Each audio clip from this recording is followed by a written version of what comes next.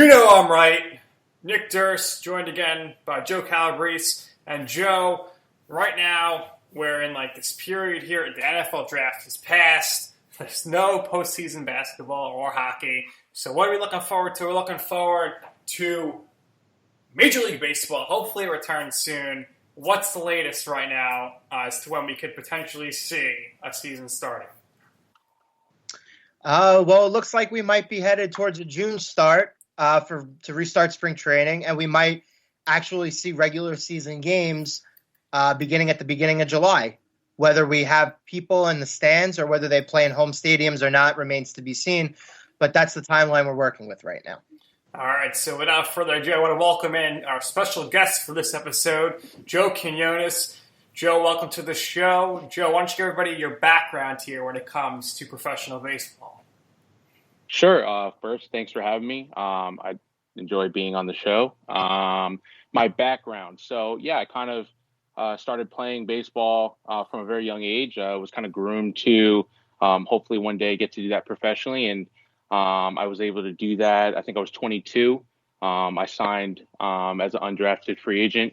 I bounced around from places like New Mexico, Texas, Arizona, parts of California, and then now primarily based out of the East Coast in the indie ball circuit. And, crazy time now, like you mentioned. Don't really know what to expect. I had some things going on lined up, hopefully landing in the Atlantic League. And so that's all put on hold. But yeah, that's pretty much the rundown on me. And I've been doing it for a while, I think like 6 years now.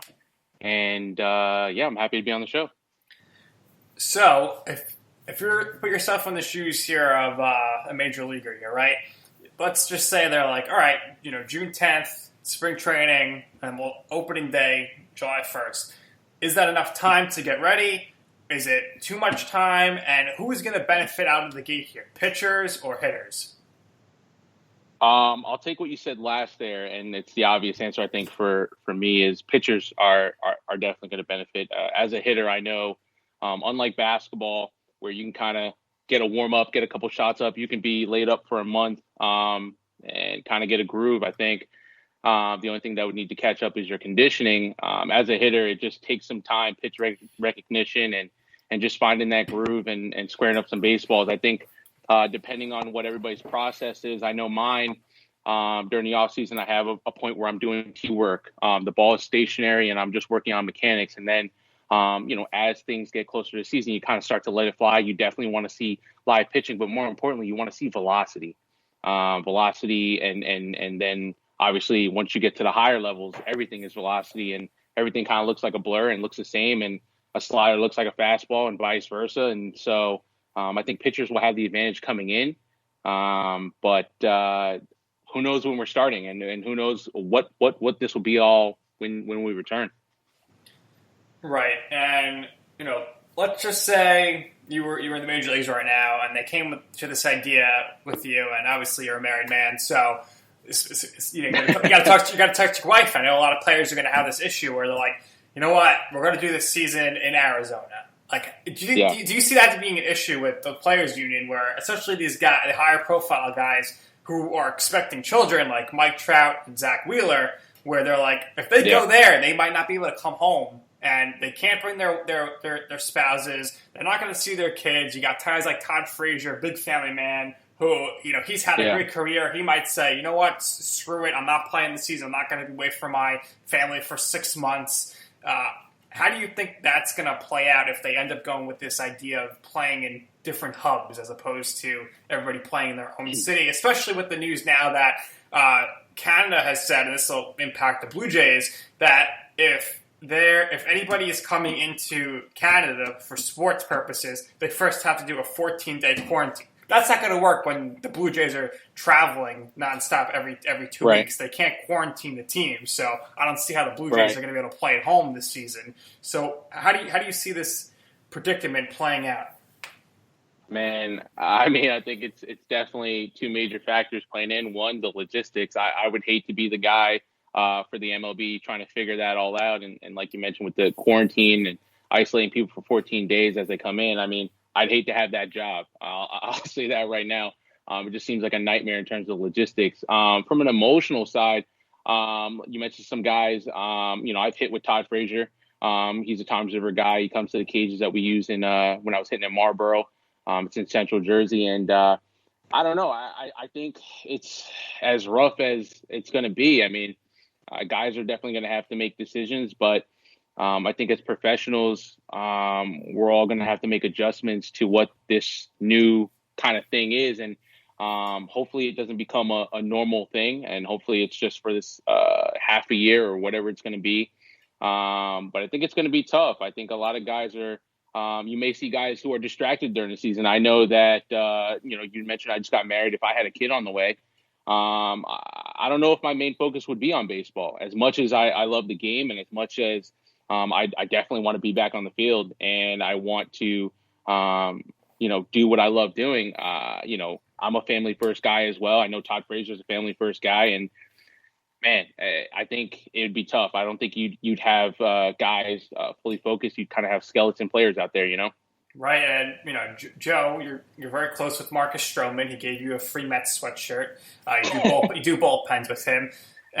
What's like a guy like him thinking here, where this is his walk year? He wants to have a big year to get a huge contract, and now on the flip side of things, he's got to be thinking his agent. Well, wow. First of all, he might not be able to pitch this season. And then secondly, because there's not going to be 162 games, there's not going to be any fans in the ballpark, these owners are going to have less money next offseason to sign free agent contracts. So is this a scenario where, and if you want to put yourself in the shoes, do you say to your agent, hey, let's go for like a 1-year deal next year or a 2-year deal, or maybe get me like a 5-year deal. I want to opt out so that I can hopefully cash in once things bounce back. If I'm putting myself in that shoes, I don't want to get a Scottie Pippen deal. But I definitely am looking for a long-term deal. Baseball money is usually guaranteed money, most of it. And not knowing what this all is, it's still a job. I want to take care of my family. I want to get that long-term contract and settle into one location. I come from the school of just wanting to play in one organization. And when you break in wanting to, I don't know, kind of Derek Jeter it. I think there's something cool about that. But on the flip side, I can see the other side of the coin. Stroman's a fiery guy. I mean, if you follow him on Instagram or anything like that, the guy's throwing bullpens. I think he's shacked up with Dom Smith at the time right now, and they're working. They're working every day. So I don't know. I can't speak on what he would do. I can't speak on what a lot of guys would do. I know that if it was me personally, I would look to get locked down long term. I would definitely be sacrificing some money. I know that. Only because I'm assuming on the back end of the revenue side, without having the fanfare, right? That's the lifeblood of the income for an owner, primarily. I don't know what the contracts are going to start to look like. That's a discussion I actually had with a buddy of mine not too long ago. I was like, I think across all three of the major sports, the average pay should go down unless guys are locked in. Do you disagree? No, I don't see any way that unless for some reason the TV deal was going to be up like in a year or two, like the NFL, I don't see any way that they're going to get this money back. And right. Joe C, can you imagine there's no MLB this year? The Dodgers, they just get Mookie Betts. He doesn't even play one inning for the Dodgers, and he's gone, and maybe he re-signs with the Red Sox. What would you think of that scenario? Nobody could have foreseen circumstances like this happening. It's really, really, really crazy to think about.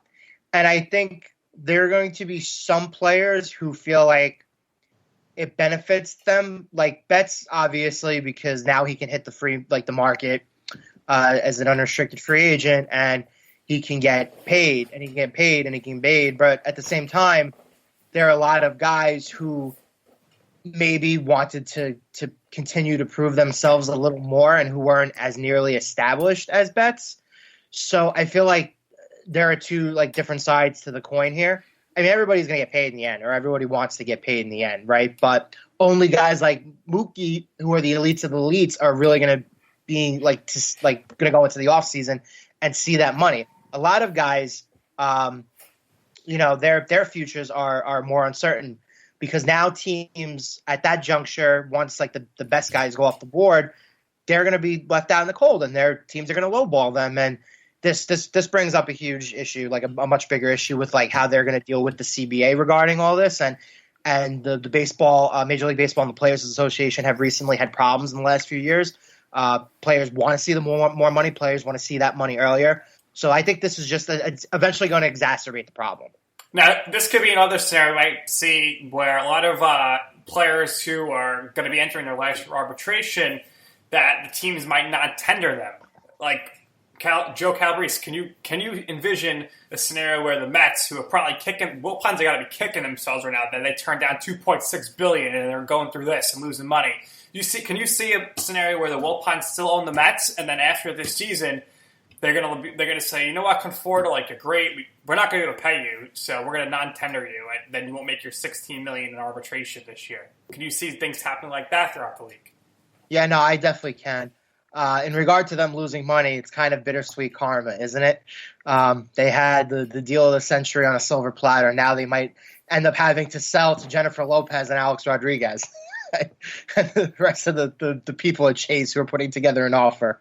But yeah, I agree. Like, you 100% see a scenario like that. I think every single team, if they have a player who is in a similar situation and scenario like Conforto, why not take them to arbitration? Why not? Because at the end of the day, you go to in front of an independent arbitrator. I would be willing to bet that the arbitrator 9 times out of 10 is likely going to probably favor the value that the team wants as opposed to the player. Right, and the other thing to keep in mind with this, Joe Q, is with players being injured this year and they're still going to, or there's no season, either way, the service time is guaranteed for them, so that's good for the players. But, you could be looking at a scenario where Chris Sale and Noah Syndergaard are like 2 of the first pitchers in MLB history to not miss any games getting Tommy John surgery. Right. Yeah. Yeah. So the other factor that is going to be huge here, Josie, is just the fact of if this season's only 100 games, it's going to be really tough with the scheduling. The players are going to be really tired, and come playoffs, they're going to be gassed because they're going to have maybe had 4 or 5 off days the whole season. Yeah, I definitely think fatigue is going to be a huge issue. And you have to remember, too, they're starting the season and they're getting going right at the heart of the summer. Whereas instead of, starting at the beginning of the season, normally you're starting in the spring. And by the time the dog days of summer rolled around, everybody's properly conditioned. Everybody's had 3 months worth of game action. Now you're throwing everybody into the fire and you're asking them to play 2 months straight worth of baseball in July and August when it's 80, 90 degrees out. That's exhausting and it's asking a lot. But, unfortunately, I can't see any other scenario. If Major League Baseball has set a benchmark, right, that they absolutely for 100% want to get at least 100 regular season games in, then there's no other way to do it. Unless they decide to schedule 1 or 2 doubleheaders during the course of the week, that'll allow teams to have an off day. But even then, I don't know if that's I don't know if that situation or that scenario is any better than the first one.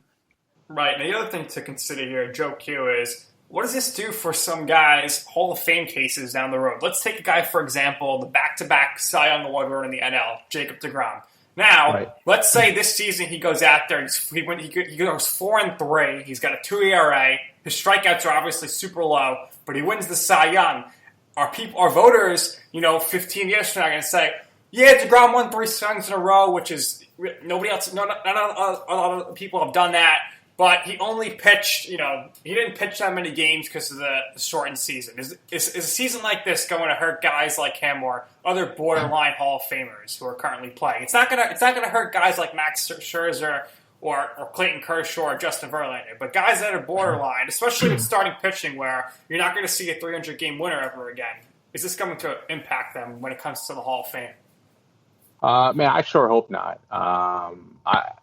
If it was a season shortened to a strike, a players' union, and they were arguing about money and everything like that, I can see that. I can see it having a negative effect, and it's kind of